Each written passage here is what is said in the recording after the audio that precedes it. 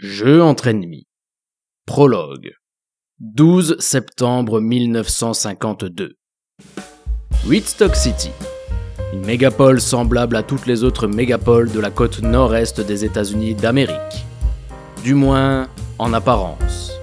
Ville portuaire, activité industrielle et commerciale florissante, elle avait su sortir son épingle du jeu lors de la précédente décennie, lorsqu'il fallait préparer la Grande Guerre. Et à présent que celle-ci était terminée, il n'était pas question pour elle de se relâcher. Il fallait aider le reste du monde à se reconstruire, sans oublier de lui présenter la facture. Tout le monde sait que la guerre est un business rentable. En revanche, ce que l'on sait moins, c'est que l'après-guerre l'est tout autant. D'abord, vous libérez en bombardant, puis vous reconstruisez ce que vous avez bombardé. Ça a l'avantage de payer 2 fois, et en prime, on vous dira merci 2 fois. Tout ça, les industriels, investisseurs et banquiers de la ville l'avaient bien compris. Et c'est pour cela qu'ils étaient ici. Ils gagnaient l'argent qu'ils dépensaient, et la ville enflait en même temps que leur portefeuille. D'ailleurs, ces gens-là ne voyaient pas du tout la guerre froide contre l'URSS d'un mauvais œil. C'était bien au contraire une opportunité supplémentaire de faire des investissements rentables dans la recherche et l'armement. Que voulez-vous ? Les États-Unis incarnent parfaitement le capitalisme, et Whitstock City incarne parfaitement les États-Unis. Ici, de jour comme de nuit, la vie ne s'arrête pas, à l'exception d'un seul quartier, le Golden Queen. Quartier résidentiel construit sur les hauteurs de la ville, à l'ouest, il donnait une vue imprenable sur toute la mégapole. À son pied, le West Quay, un quartier peu fréquentable, suivi plus à l'est du Running, le quartier des affaires, suivi de la côte, puis de l'océan. C'est dans le Golden Queen que vivent les gens les plus fortunés de la mégapole. De belles demeures entourées de carrés de gazon vert toujours bien tondus, des rues calmes et propres. Vivre ici signifiait avoir réussi sa vie. C'était un vrai havre de paix, une bulle de sérénité surplombant ce monde de fous. La nuit agissait sur le Golden Queen tel un coup de baguette magique. Une fois la nuit tombée, il n'y avait plus un bruit, plus un mouvement. Cela dénotait énormément avec l'excitation ambiante du dessous.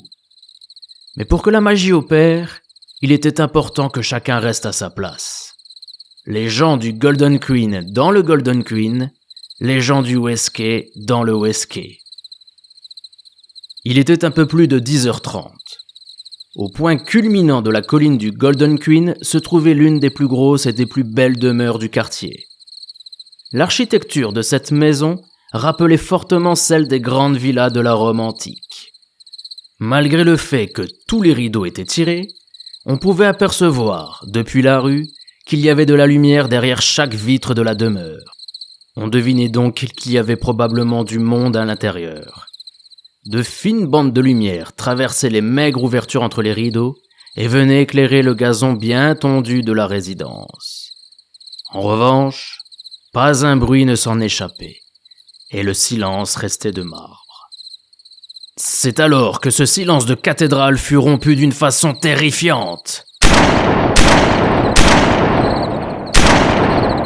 Plusieurs coups de feu retentirent depuis l'intérieur de la villa. Une fois les tirs terminés, la petite porte de derrière, celle qui menait au jardin, s'ouvrit en fracas. 4 hommes en sortirent en courant. Il semblait évident que ces 4-là n'étaient pas les bienvenus ici. Ils n'avaient rien à faire dans le Golden Queen.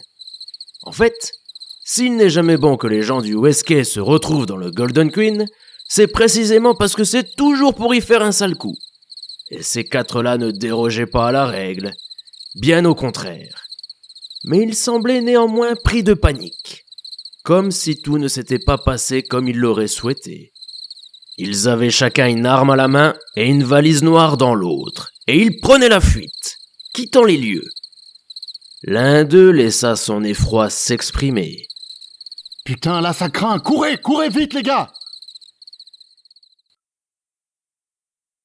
3 jours plus tard. 15 septembre 1952. Dans un petit immeuble délabré en bordure du Westquay, un homme montait les escaliers. Les marches en bois craquaient sous ses bottines à chacun de ses pas. La tapisserie au mur était sale et déchirée, et les communs de l'immeuble sentaient le tabac et la pisse. Bref, un immeuble banal du Westquay. L'homme emprunta ensuite un couloir du 4e étage avant de frapper à la porte d'un appartement de son poing ganté. Il était grand et habillé d'un trench noir cintré, dont tous les boutons avaient été soigneusement fermés. Son visage était pâle, ses cheveux blancs et ses yeux rouges. C'était un albinos. Après moins d'une dizaine de secondes à peine, la porte de l'appartement s'ouvrit. Ah Alex, c'est toi. Viens, entre. La jeune femme l'emmena dans son modeste appartement. C'était une belle blonde sexy au teint pêche. Elle était vêtue d'une jolie robe fluette blanche à pois noirs et portait des ballerines assorties, blanches à semelles noires. Habituellement souriante, elle ne semblait pour l'heure pas très enjouée. Putain, c'est la merde. Normalement, ça aurait dû être qu'un simple braquage, mais là, ça a complètement dérapé. Ça a pris beaucoup trop d'ampleur, toute la ville devient folle. C'est alors que l'albinos passa sa main sous son trench pour en sortir un pistolet, muni d'un silencieux, et le pointa en direction de la jeune femme. Mais... Platium, qu'est-ce que tu fais?